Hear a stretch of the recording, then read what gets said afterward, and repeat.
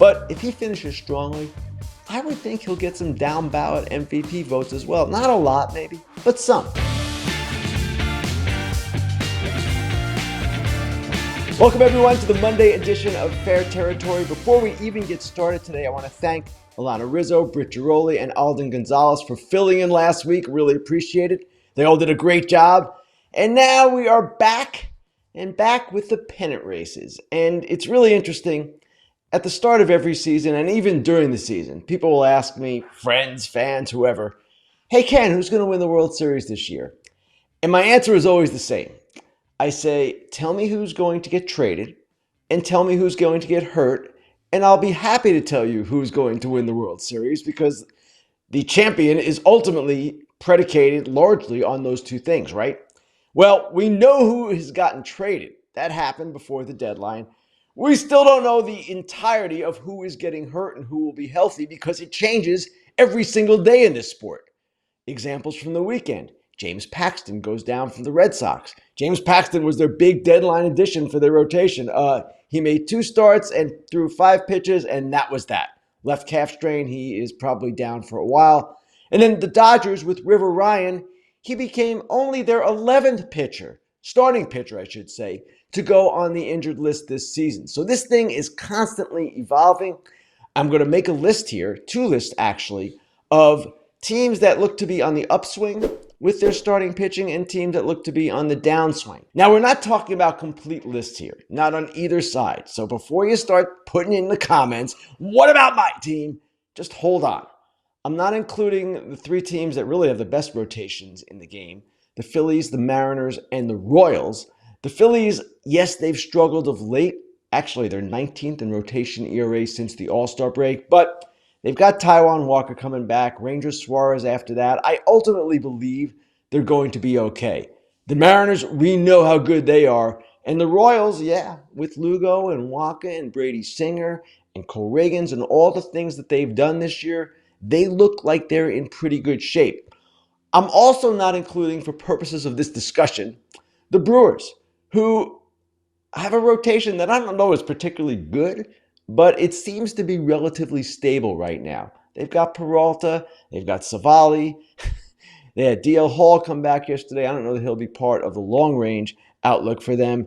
And they also have Tobias Myers and Frankie Montas. Montas came over in the trade. And they have, for whatever reason this season, been a really consistently good team.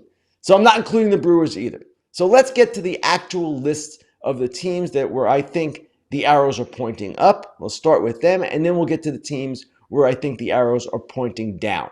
Start with the ones pointing up. Look at the Diamondbacks. Zach Gallen, Brandon Pfaadt, Eduardo Rodriguez, Merrill Kelly, who came back yesterday after a lengthy absence. And they also have Ryan Nelson, and don't forget Jordan Montgomery, who, if he ever gets going, could be an outstanding addition to that rotation. All right, that's the Diamondbacks. They're the hottest team in baseball right now, 15-3 since the break, and only getting stronger as their starting pitching gets healthier. The San Francisco Giants. Here's a team that is close to within 1.5 games of a wild card, and their pitching too has stabilized. Why? Well, Blake Snell is back, obviously. Robbie Ray has been a great addition too, and Logan Webb, still one of the most consistent starters, consistently good starters in the game. And Kyle Harrison, of course, has pitched really well for them as well. The Braves, a team that seems to be falling apart in a different way every day. Sunday, they blew that 6-run lead to the Rockies, but they still have the makings of an excellent rotation. Fried is back now. Chris Sale has been a Cy Young candidate all year. Ronaldo Lopez on the verge of coming back. And then, if you're looking at a playoff-type rotation, 4 people, Schwellenbach could be the guy if it's not Charlie Morton, who, of course, has a great postseason history, but hasn't been that great this year. And then, finally, I'm going to list the Chicago Cubs here. The Chicago Cubs, for all of their shenanigans this year, for all of their disappointing performance and their buy-sell moves at the deadline, they still are left with a potentially strong postseason rotation. Imanaga, Steele, Taillon, and Assad. And the Cubs, they're only 3 games out in the wild card right now. 3! And certainly the move for Isaac Paredes helped them. They traded Mark Leiter from their bullpen at the deadline as well. Kyle Hendricks, who I didn't mention on that list, has been Somewhat inconsistent still, but for a fifth starter has been fine. So I don't rule out the Cubs in the wild card race, even though it is so crowded, because of their starting pitching. All right, now, you've seen the teams with the arrows pointing up. Let's get to the teams with the arrows pointing down. Now, I could list a ton of them here, starting with the Red Sox, but we'll list some other teams instead. The Minnesota Twins. Here's a club that has been just decimated by injuries. Pablo Lopez, you see Joe Ryan, he is likely, I don't know when he's coming back, if at all. I don't list Chris Paddock there. We don't know when he's coming back, if at all. Bailey Ober's been really good. Simeon Woods, Richardson, really good. But they're relying on all of these young pitchers now, including Richardson. Some guys beyond him, prospects that we never really expected to see this season. The Guardians, a team I've loved all season, but have questioned all season with regards to their rotation. Bybee came back yesterday, was really good in his return from a 12-day break. Good news. Gavin Williams has been really good as well. Good news. Ben Lively, consistent all season. Alex Cobb, his first start wasn't great, but he is Alex Cobb, has a great history as long as he stays healthy. You can see this group stabilizing a little bit, but boy, they're operating on a very thin margin for error. The Orioles. Now, the only reason I list the Orioles here is because of the uncertainty surrounding Grayson Rodriguez. They insist that his injury is mild, that he's coming back. If he comes back, and he comes back healthy, I love their top three. Burns, Rodriguez, and Eflin. That is a really good start of a postseason rotation. Then you've got Dean Kramer and Trevor Rogers. But without Grayson Rodriguez, it's a little bit thin. And then, finally, we have the Los Angeles Dodgers. Who knows what will become of the Dodgers rotation by the time the season ends? It seems to evolve by the day. Glasnow, yes. Flaherty, yes. Yamamoto, we haven't seen him in a while. Who knows if he's coming back? And then you've got Gavin Stone, who's been really good, but hasn't thrown this many innings in a season in his career. Kershaw, Buehler, Bobby Miller. They'll have enough bodies to choose from, I expect. But how good those bodies will be, how effective they will be, who knows? So as the season goes on, and we've got 7 weeks left, this ultimately amounts to a survival of the fittest. And it's a survival of the fittest contest in a postseason that will include, for most teams, 4 rounds. That is really difficult to get through, even if you've got healthy arms. So it's going to be really interesting to see how all this plays out. But again, when you're talking about which teams stand the best chance of getting through October, it's going to be the teams that have the most stable rotations, the healthiest rotations, and of course, the best rotations. Time now for the Inside Dish, the part of the show where I talk about something I've written or something going on in the game or an interesting trend. And this week, I want to talk about what I wrote about in the windup on Monday. The windup, of course, is the Athletics' free daily baseball newsletter. And what I wrote about is an awards race that, in my view, is shaping up to be really interesting. And yes, you can talk about AL MVP, but no, I'm going to talk about NL Rookie of the Year. Because this one, to me, has all the elements of the great Rookie of the Year debates that we always have each year, it seems. Or not always, but often enough. The 3 leading candidates, in my estimation, right now, are Padres center fielder Jackson Merrill, Cubs lefty Shota Imanaga, and of course, Pirates righty Paul Skenes. Now, there are other really good rookies in the National League as well, and I'll mention some of them to avoid the backlash that is inevitably coming. Mason Wynn is one, Jackson Chourio is another, Michael Busch, even Tyler Fitzgerald, who hasn't even played 60 games yet, but those 60 games, or whatever it is, have been pretty impactful. Okay, we've got a lot of candidates. I'm sure I missed one or two. Save it. Let's talk about the actual leading contenders, because again, this is a really interesting question that we have. And the first question is, okay, what about a Japanese player, an established foreign professional, as a rookie? Should that player be considered in the same way as a Paul Skenes or a Jackson Merrill? The answer is yes. And the answer historically has been yes. We've had 4 previous Rookies of the Year who came over from Japan. Here's the list. Hideo Nomo in 1995 with the Dodgers, Kazuhiro Sasaki, the closer with the 2000 Mariners, Ichiro, of course, in 2001 with the Mariners, and Shohei Ohtani in 2018 with the Angels. And yes, these guys really are not the same as the rookies who come up through our system, but because they face different challenges, they play in a different culture, in a different country, with a different ball. It's certainly a test that is almost at the same level, I guess you could say, as what a normal rookie, an American or North American or even Latin American rookie would be facing. So Imanaga is in the discussion. Let's start with that. Then the question becomes, okay, starting pitcher versus position player. And this is a more interesting question in my opinion. Starting pitchers obviously don't have as big an impact in many respects as an everyday player. They don't play as much. And in Skenes' case, he didn't even get to the big leagues until early May. Imanaga's been with the Cubs all season. So how do you value them in this kind of race? We're not talking about WAR. We're talking about Rookie of the Year against a position player such as Merrill, who has been with the Padres from opening day.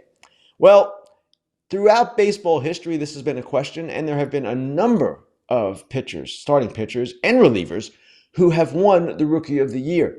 Just hasn't happened that often, and it hasn't happened at all since 2016. I'm excluding Ohtani from this conversation because, of course, he is a pitcher and a hitter. Let's look at the list of starting pitchers who have won this award in this century. It's not very long. Jason Jennings with the Rockies in 2002, Dontrelle Willis with the Marlins in 2003, Verlander, Tigers in 2006, Jeremy Hellickson with the Rays in 2011, Jose Fernandez, the late great Jose Fernandez with the Marlins in 2013, DeGrom with the Mets in 2014. As I mentioned, Michael Fulmer with the Tigers in 2016. 6 relievers have also won in this time frame, this century, the last 24 years. So what this ultimately will come down to is how you value the starting pitcher and how you value Skenes versus Imanaga versus the position player, whether it is Merrill or any of the others that I mentioned who might emerge, for all we know, in the final 7 weeks.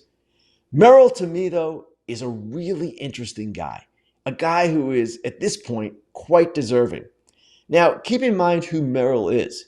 He's a guy who played only 46 games above A-ball entering this season. He's a guy who had never appeared in center field as a professional. And the Padres handed him that job on opening day. Said, you're our opening day center fielder. This guy had been an infielder. And he has played an adequate center field and offensively has been an excellent player. And we've seen in recent weeks that he's become this incredibly clutch player as well. I want to show you a statistic that Sarah Langs and the Elias Sports Bureau came up with. This is amazing. Jackson Merrill has 5 game-tying or go-ahead home runs in the 8th inning or later. Now that ties Mel Ott, 1929, for the second most home runs of that nature in a season at age 21 or younger since 1900, behind only Frank Robinson, who had 6 in 1956. Those two cats, Mel Ott and Frank Robinson, are Hall of Famers, and pretty much inner circle Hall of Famers. Now, I'm not saying Jackson Merrill is going to be that guy, but he has been a player who not only has established himself as a Rookie of the Year candidate, I expect that if this keeps up, and I don't know that it will exactly, but if he finishes strongly, I would think he'll get some down ballot MVP votes as well. Not a lot, maybe, but some. So the race, again, looms as something that will be quite fascinating, and it could get quite intense in the weeks ahead, depending upon how all these guys perform. Now, there's one variable here that I haven't mentioned, the future of Skenes with regard to the 2024 season. There is the possibility, as the Pirates fall out of the race, which I expect them to do, that he will be shut down, that they will say, okay, that's enough. We want to keep you healthy. We want to get you ready for 2025. He has thrown 92 innings this season, and 92 innings in the major leagues, I should say, in addition to his minor league innings. And at some point, they might say, you know what? Okay, that is enough. That obviously would compromise his chances somewhat in this discussion. And one other thing I want to mention as well, for those who think with the awards races that there's some kind of East Coast bias or West Coast bias, some kind of coastal thing going on, the way each of these BBWAA awards is decided is with 2 voters in each league's city. So, for instance, in the National League, it's 2 voters from every National League city. What that does is eliminate the possibility of bias. Now, yes, certain players might get more media attention, but for a writer in Pittsburgh or a writer in Colorado, anywhere really, that doesn't necessarily factor in. We are all looking at the advanced stats now, all of the things that are in front of us for each particular player in each given year. And it really is not numerically possible for the ballot box in awards races to be flooded by one coast or another. So it will be a fair competition. And actually, the three guys I mentioned, Imanaga comes from a big market, obviously, Chicago. But Jackson Merrill, San Diego, Paul Skenes, Pittsburgh, these are not two of the larger markets in the game. So I don't expect that to be a factor at all. I am looking forward to this race. I am looking forward to all the races. It's going to be a lot of fun discussion as we get into the final weeks. Time now for Grillin Ken. Let's get to your questions. First question this week comes from Owen Amarine, who asks, do you see a possibility that 4 NL West teams make the playoffs? If so, how do we get there? Well, obviously, Owen, you get there by winning more games than any of the other teams. But yes, to be serious about your question, which is a really good one, it is possible that 4 NL West teams will make the playoffs. If you look at the standings right now, the Dodgers still in first place in the West, though their lead has shrunk. The Diamondbacks and Padres are kind of comfortable in the wild card race right now. They're the two leaders, and they've got a 4-game lead over the next team in the mix, the Atlanta Braves. And then you go down a little bit more, and there are the San Francisco Giants, only a game and a half back. So for the Giants to do this, to become the 4th team in the National League playoffs from the NL West, they would have to jump the 3 other teams that you see there, the Atlanta Braves, the New York Mets, and the St. Louis Cardinals. Certainly not impossible, not mathematically impossible, as you can see right there. A game and a half is nothing. Will it happen? I don't know. Obviously, the schedule means something to each of these teams. And actually, each of these teams, I'm talking about the wild card contenders here from the West, they're hot right now, really hot right now, all of them. The Padres, the Diamondbacks, the Giants.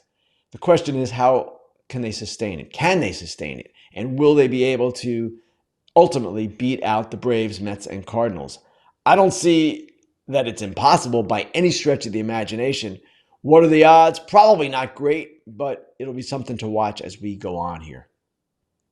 Next question comes from Thomas Gauvain, who asks, what do you think will change for the Cardinals coaching staff, front office, ownership if they have another season without the playoffs and possibly another losing season?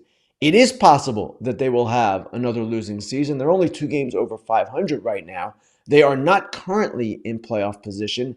And yes, there could be changes if they don't make the playoffs. You would expect almost that there would be, right? This would be 2 disappointing seasons in a row. Ownership is not going to change. Bill DeWitt is not going anywhere.